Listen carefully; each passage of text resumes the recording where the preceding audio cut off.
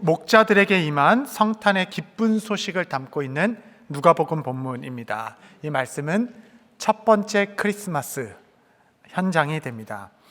이 본문은 단지 좋은 소식만 전해진 것이 아니라 이 본문의 내용은 이 땅에서 드려진 최고의 예배, 정말 하늘이 열리고 땅이 화합하여 올려드린 최고의 찬송과 복음이 선포된 예배의 현장이다, 이렇게 말씀드리고 싶습니다.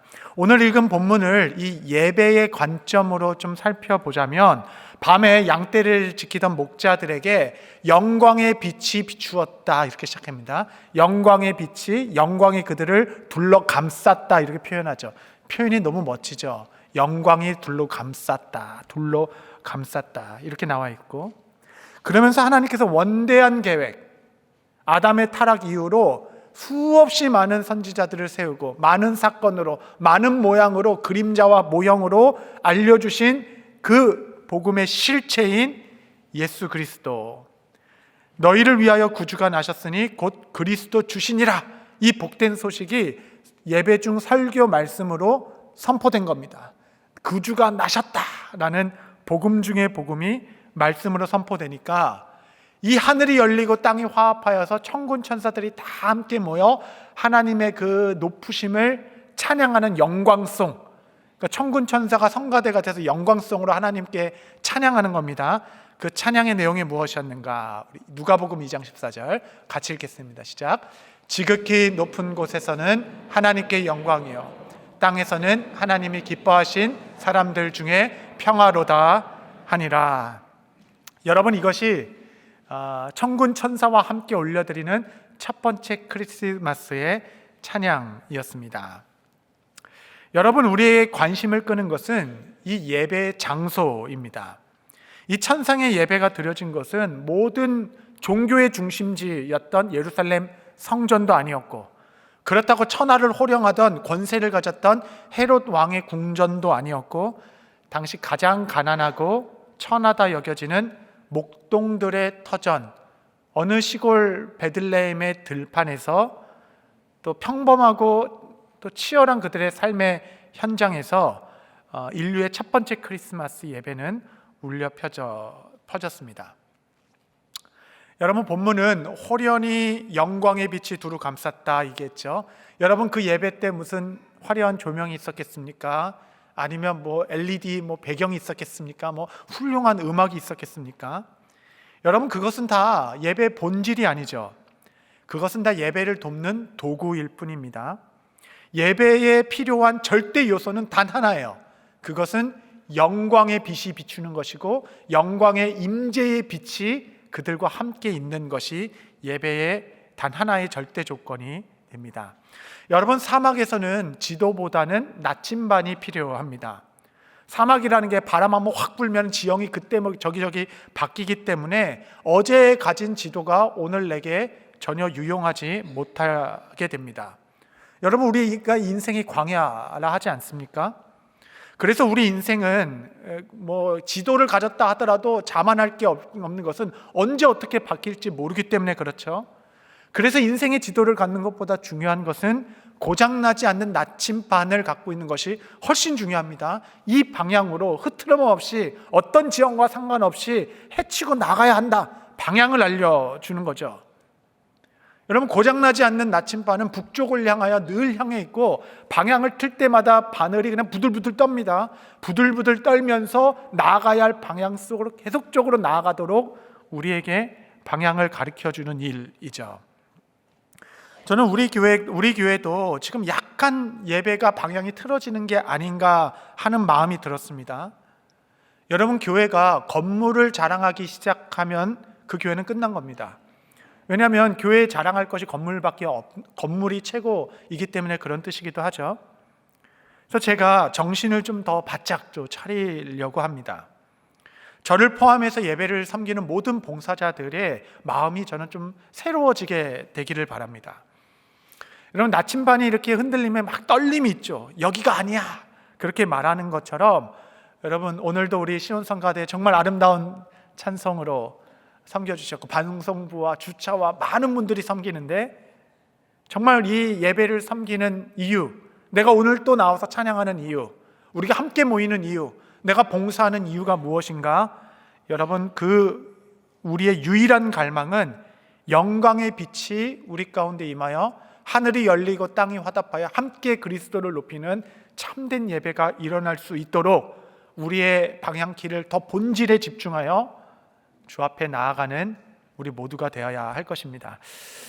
여러분, 이 영광스러운 예배에 첫 예배자로 초청된 사람은 바로 목자들이었습니다. 이 목자들은 예배자였을 뿐만 아니라 너희 중에 구주가 나셨으니 이는 그리스도 주시라 라는 이 천하의 복된 소식을 전하는 첫 번째 증인이기도 하였습니다. 여러분, 왜 목자를 부르셨을까요? 여러분, 당시 목자들은 비천한 자들로 여겨졌으며 유대인들에게는 가장 정결하지 못한 부류의 직업군으로 여겼던 자들이 목자들입니다. 레이몬드 브라운이라는 교수님이 주석을 이렇게 쓰셨어요. Shepherds were often considered as dishonest outside the law. 그러니까 이 목자들은 부정직하거나 불경한 사람들로, 아주 부정한 사람들로 여겨졌다라는 거죠. 예전에는 워낙 이 사꾼 목자들이 많았기 때문에 양들을 치다 자기가 팔아서 이윤을 챙겨놓고, 이리들이 잡아먹었습니다, 사자가 밤속에 잡아먹었어요, 뭐 어쩌라고요, 막 이런 사꾼 목자들이 많았기 때문에 아이고 저 목자들의 말은 하나도 들을 것이 없어, 다 거짓말장이야 라는 평가를 받고 있었습니다. 뿐만 아니라 양들의 그 오물들을 만졌기 때문에 부정한 자들이야. 그래서 어떤 문헌에 보면 목자들의 증언은 법정에서 효력이 없다, 이렇게도 기록하고 있습니다. 증인으로 서기에는 가장 부적합한 자들을 첫 번째 가장 복된 소식의 증인으로 부르신 하나님은 하나님. 여러분, 누가 목자의 말을 듣겠습니까? 그가 밤새 영광의 빛이 비쳐서 그리스도가 나셨대요 라고 소리 넣쳐 외치듯 누가 그 말에 권위를 두겠습니까? 그렇죠? 여러분, 이 복음이 빨리 전하게 하기 위해서는 좋은 방법이 권위가 있고 사회적 지위도 있고 아주 신뢰받는 종교 지도자, 제사장이라든가 무슨 바리새인들이라든가 그들이 어제 환상을 봤는데 메시아가 드디어 오셨습니다, 제가 보증합니다, 뭐 이렇게 하면은 사람들이 그냥 예루살렘 전체가 들썩들썩 하지 않겠습니까? 왜 하필 비천한 목자들이었을까? 여러분, 근데 이런 질문은 누가복음에서 여기서만 나오는 게 아니라 누가복음 전체 모든 장에서 도대체 하나님 왜 그러셨을까? 이런 질문을 하게 됩니다. 누가복음 2장에 보면은 메시아가 오셨다라는 두 번째 증인, 첫 번째는 목자, 두 번째 증인으로 부름받은 자가 있는데 결혼한 지 7해 만에 남편을 잃고 과부가 된 여선지자 안나였습니다. 여러분, 당시는 문화적으로 왜곡되어 있어가지고 여인들은 사람의 계수에도 들지 못했던 시절이었죠. 그런데 여러분, 두 번째 증인은 남편을 일찍 잃은 84세가 된 노인 안나였습니다. 왜 그러셨을까? 그렇죠? 누가복음 5장에 보면 예수님께서 한 사람을 제자로 부르십니다. 제자가 누구입니까? 증인들이죠. 예수님께서는 글 한 조각 남기지 않으셨어요. 건물 하나 만들지 않았습니다. 어떤 조직도 세우지 않았어요. 예수님께서 이제 승천하신 이후에는 고스란히 그들의 말은 증인들을 통해서 땅끝까지 전해져야 하는데 예수님께서 증인으로 부른 제자 중에 한 명은 세리 레위였습니다. 여러분, 세리는 그 로마에게 고용된 사람이에요. 어떻게 했냐면 동족 중에 한 사람을 세리장으로 세워서 너의 할당목은 이만큼이야, 그런데 너는 얼마들 거두든지 상관하지 않을 거야, 이런 권한을 받았습니다. 그래서 욕심이 많은 세리들은 동족들에게 엄청 많이 착복을 해가지고 할당량은 일부를 드리고 나머지는 다 자기가 가졌습니다. 그래서 당시 유대인들에게 세리는 동족을 팔아먹는 매국노이고, 세리는 왜 말은 아무도 믿지 않아요, 저거 다 거짓말쟁이, 다 거짓말만 하는 것, 다 거짓말로 우리를 착복하는 사람들, 이렇게 해서 몸 파는 여자들과 세리인들은 다 이방인처럼 여겨라 라고 상종하지 않았다라는 것을 여러분 잘 알고 있죠. 그런데 여러분, 세리 레위를 통하여 하나님께서는 복음서를 기록하게 하셨는데 그것이 바로 마태복음입니다. 레위가 마태, 다른 이름이죠. 왜 세리를 택하셨을까?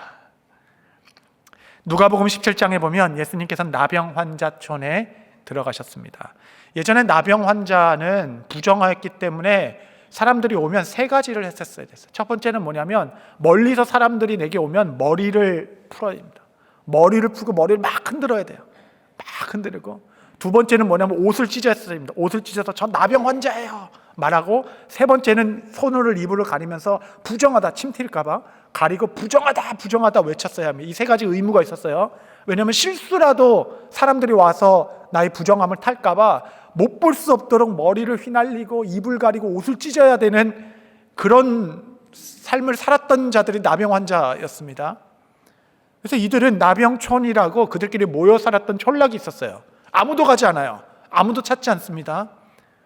주님께서 나병촌에 가서 10명을 고쳐주셨는데 10명 중에 단 한 사람만 와서 주님께 예배드린 예배자, 주께서 고치셨다는 증인으로 서게 됩니다. 그 사람이 사마리아인 나병 환자였다, 이렇게 얘기하죠. 알게 된 거예요. 그렇게 구별돼서 살아가는 사람들조차도 그 촌락 안에서도 차별이 있어서 너는 유대인 나병 환자, 나는 사마리아인 나병 환자, 차별이 있었는데 그 나병 환자들 중에서도 가장 낮은 자, 가장 비천하다 여겨졌던 사마리아인을 예배자로, 여러분, 증인으로 부르셨습니다. 여러분, 통일성이 보이지 않습니까? 일관성이 있죠. 왜 가장 비천한 목동들이었을까? 여러분, 이 질문의 끝은 나를 향하고 있습니다. 하나님께서는 왜 나를 부르셔서 오늘 이 성탄의 예배자로 부르셨고 또한 복음의 증인으로 삼으셨는가? 다른 사람 다 속여도 나 자신은 나를 알고 있죠.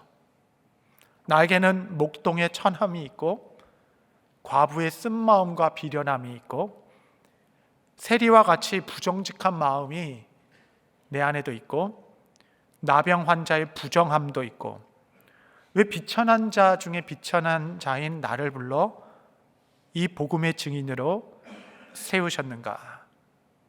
우리는 이 질문의 끝에서 나를 예배자로 부르시고 증인 삼겠다 하신 하나님의 설명할 수 없는 은혜를 마주하게 됩니다. 성도 여러분, 주님은 우리와 같이 가장 낮은 자의 구주가 되기 위하여 가장 낮은 자의 모습으로 이 땅에 오셨습니다.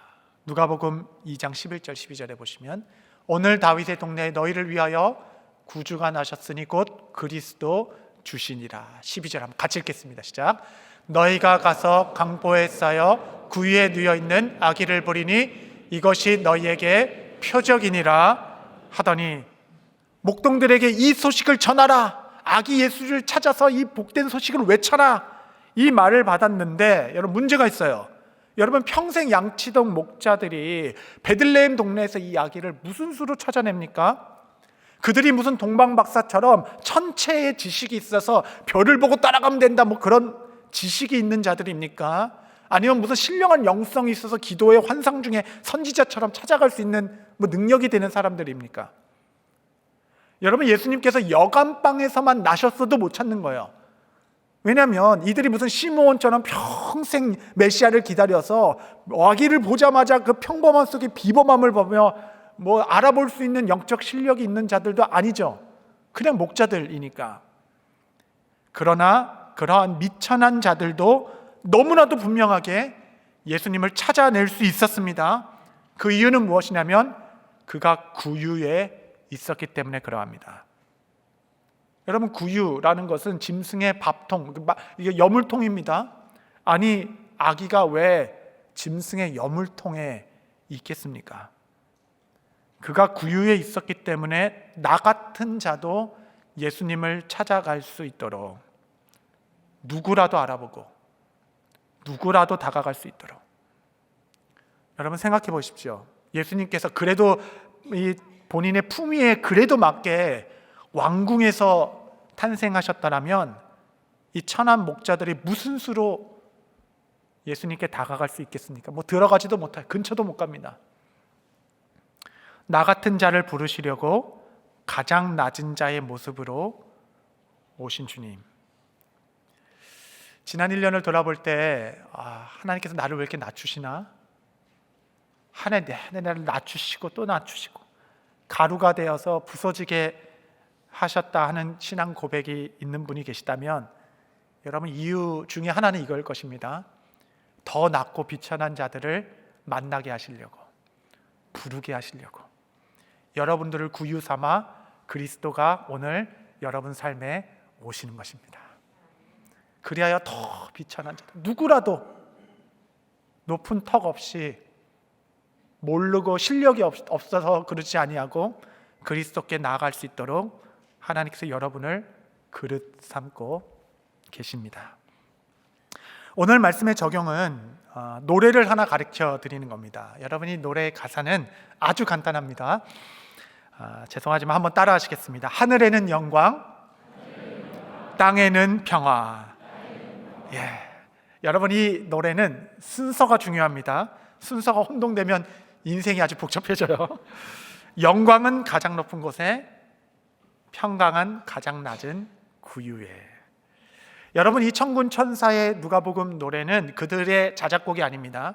시편 29편에 오리지널 찬송이 있어요. 그걸 리메이크한 겁니다. 오리지널 찬송은 이러해요. 시편 29편 1절 한번 같이 읽겠습니다. 시작. 너희 권능 있는 영광과 능력을 여호와께 돌릴지어다. 여호와께 모든 영광을 돌릴지어다. 그러니까 영광은 높이 계신 하나님께. 여러분, 영광은 높은 곳에 있어요. 그래서 우리는 영광을 받기 위해 자꾸 높은 곳에 올려가려고 하는 겁니다. 여러분, 마음의 나침반이 영광을 북쪽으로 가리키고 있는 나침반을 갖고 계신다면 여러분 계속 높은 곳으로 올라가려고 할 것이에요. 조금만 틀어져서 내가 좀 낮아진다 그러면 막 부들부들 떨립니다. 더 올라가야 되는데 방향이 틀렸어. 이런 나침반을 가진 사람은 영광받고 박수받는 자리에 늘 서기를 바라고, 이런 자들은 정말 그 실력과 센스가 좀 어마어마합니다. 그래서 어느 순간 보면 언제 또 저 사람이 저기 올라가 있어? 아니 언제 또 숟가락을 얹어서 사진마다 다 나와. 뭐 어쨌든 그런 하여튼 대단한 분도 계세요. 그러나 여러분, 영광은 하나님께 속한 것입니다. 우리가 이 땅에서 영광을 받는 것이 복이 아닙니다. 영광과 박수와 명예와 칭찬을 받을 때 순간적으로 행복을 느끼게 됩니다. 그러나 잠시 채워지는 것 같아도 이내 더욱 목마르게 되고 더욱 조급하게 되고 더욱 내일이 두려워지게 됩니다. 왜냐하면 그 영광은 내 것이 아니기 때문에 그래요. 여러분, 이 누가복음 본문에 보시면 여러분 가장 천하고 낮은 목동들은 할렐루야 찬양하며 구주가 나셨다 예배자로 부른 증인이 되었고 평강과 기쁨의 노래를 했지만, 그날 밤 여러분 가장 높은 곳이라고 얘기하는 헤롯의 왕국, 그 권력의 중심부, 가장 높고 사람들이 칭송하는 그 헤롯 대왕은 잠을 못 잤습니다. 아니, 왕이 났어? 그럼 내 자리를 탕보는 거야? 부들부들 떨었습니다. 남자는 다 죽여! 이렇게 말할 정도로 내면에 피폐해졌죠.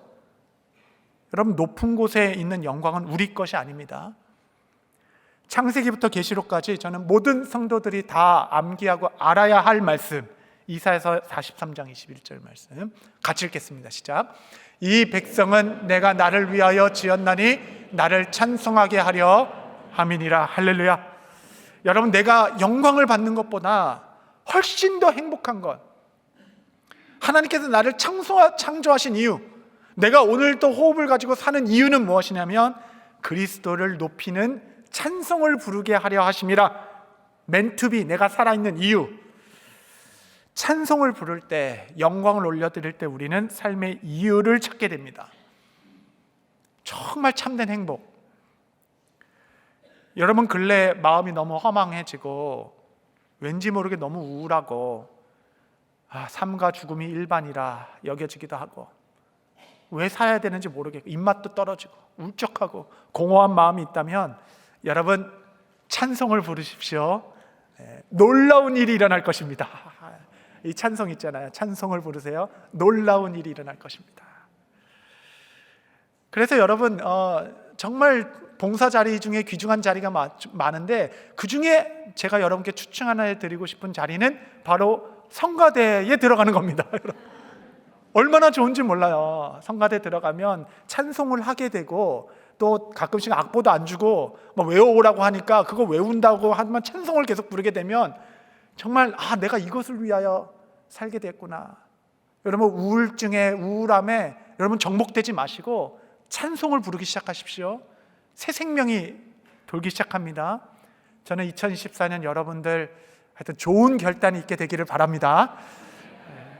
혹시 오디션 보나요? 없어요? 립싱크 가능하다고. 찬송을 부르면 기쁨이 일어납니다. 여러분, 내 인생의 주인이 내가 되는 것보다 내 인생의 주인이 내가 되면 좋은 것 같지만 버거워요. 내 인생도 버거워요. 뭘 해야 될지 모르고 내 인생도 감당 못합니다. 제일 행복한 사람은 자유로운 종이 되는 사람. 자유로운 종이 제일 행복해요. 여러분, 자유로운 종이 이게 성립이 가능한가? 그렇죠. 종은 매였다는 뜻인데 그리스도를 주인으로 모신 종은 그리스도 안에 무한한 자유를 주기 때문에 자유로운 종으로 사는 것이 제일 행복합니다. 하나님의 나라는 주인이 종을 섬겨주는 곳이기 때문에 그러합니다. 누가복음 12장에 보면 주인이 왔을 때 깨어있는 종을 향하여 주인이 허리에 띠를 띠고 종을 식탁에 앉아서 그를 시중 드느니라. 이것이 하나님의 나라, 주인이 섬기는 나라. 자유로운 종이 제일 행복합니다. 여러분, 그래서 이것이 복음입니다. 여러분, 이 땅에서 영광을 받는 것이 복이 아니라면 이 땅에서 하나님께서 주시고자 하는 복이 무엇일까? 우리가 누리는 복, 오리지널송 시편 29편 11절 한번 다시 읽겠습니다. 시작. 여호와께서 자기 백성에게 힘을 주시며 여호와께서 자기 백성에게 평강의 복을 주시리로다. 할렐루야. 주께서 이 땅에 있는 우리에게 주시고자 하는 복은 바로 평강의 복입니다. 영광이 아닌 평강입니다. 다시 여러분, 영광은 높은 곳에, 평강은 낮은 곳에. 여러분 마음의 나침반을 점검하십시오. 나의 마음은 어디를 향하고 있는가? 지난 1년 여러분들이 추구하고 살고자 했던 방향성은 옳은 것입니까? 구유가 표적이라. 표적은 사인입니다. 사인판, 방향성을 말하는 것이에요.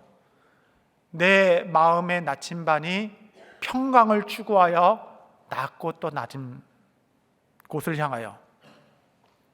그래서 누군가가 높이고자 했을 때 오히려 부들부들 떨어야 됩니다. 나는 평강의 복을 향하여 이 땅에서 살아가며 영광은 오직 하나님께. 원수는 이 땅에서 하나님께 받을 복은 영광이라고 속입니다.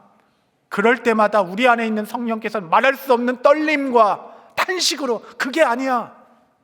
마음의 방향이 틀렸어. 하나님께서 우리 가운데 표적으로 구유를 주셨다. 너의 마음의 방향을 낮게 평강을 추구하며 영광은 하나님께 올려드릴 때 삶의 리오리엔테이션, 참된 성탄의 의미를 우리 마음에 새기는 것 아니겠습니까? 성도 여러분, 말씀을 정리하겠습니다. 지난 한 해 하나님께서 나를 낮추고 또 낮추신다 고백하는 분이 계시다면 저는 여러분의 마음에 위로가 있게 되기를 바랍니다. 내 인생이 짐승의 여물통 같이 누구도 주목하지 않고 찾지 않는 잊혀진 삶과 같을지라도 그 구유로 찾아오신 예수 그리스도, 저 마국간 구유와 전혀 다를 바 없는 나의 인생에 그리스도가 찾아오셨다. 여러분, 이게 표적이고 이게 복음입니다.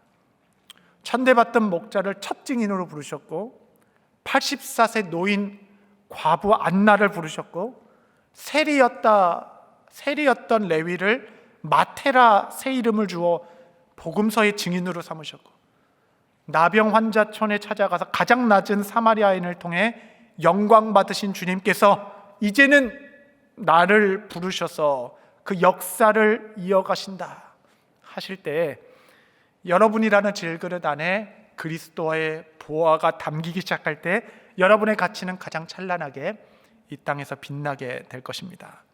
나를 또 낮추고 낮추어 구유가 된 내 인생에 그리스도가 담길 때 여러분 더 이상 그 누구도 질그릇밖에 되지 않은 우리에게 주목하지 아니하고 우리에게 담긴 보화 그리스도를 높이는 그릇 될 때에 준비된 그릇이 될 때 여러분은 참된 증인으로 이 복음을 땅끝까지 전하는 또 한 세대를 이끌어가는 주의 종으로 서게 될 것입니다.